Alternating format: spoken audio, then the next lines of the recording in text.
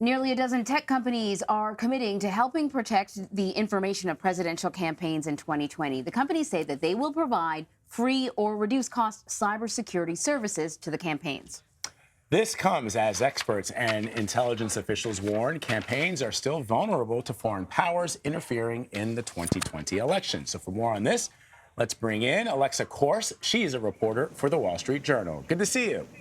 Thanks for having me. So why are campaigns struggling to make their information more secure on their own? And how is that impacting their own individual campaigns? Yeah, so campaigns want to get their candidate elected. And, as one former campaign manager told me, every dollar that a campaign spends on security is a dollar that they can't spend on talking to voters. So it's hard to convince them. It might be hard to convince them to focus on security, and that's where the tech firms can come in and possibly help.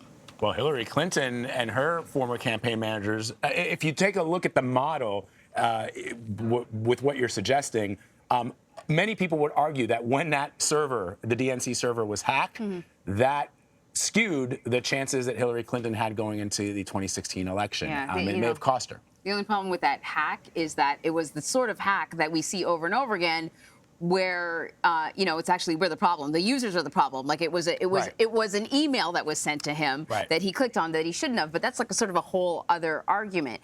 What I thought when I heard this is, well, that's mighty generous. But a lot of these tech companies, have had issues themselves being hacked or exposed in some way. That's why every week or so we hear about another situation where our personal information is out there to be sold. So what exactly are these companies planning to do to help these campaigns?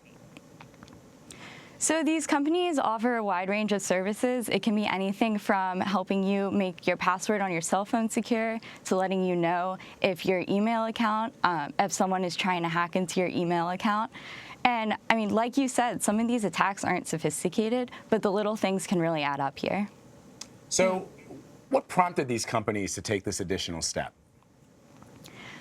These companies say that they recognize there was a problem and that they have the skills and expertise to help out and help protect the democratic process. You can also see that, it could connect them with new clients, for example.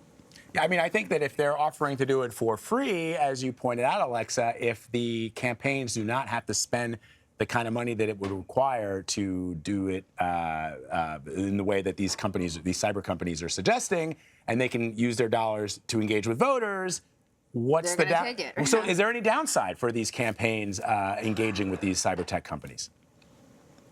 Yeah, it's a pretty good deal for them. And recently, the Federal Election Commission made it even easier for the tech companies to offer these free or discounted services and still comply with campaign finance violations. So I think you see a lot of different people in this space recognizing that it's a problem and looking for solutions. So we want to ask you about something else. Democrats plan in Iowa to record votes at its caucuses using a smartphone app. Is this the first time something like this has been tried?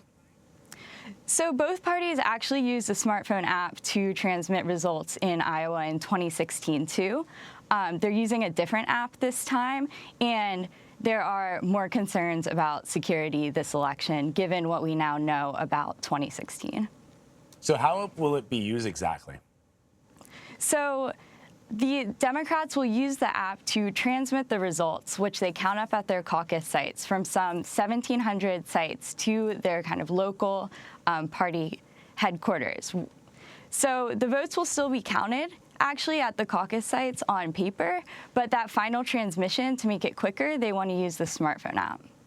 All right. Alexa Corse, Wall Street Journal. Thank you very much, Alexa. Thank you.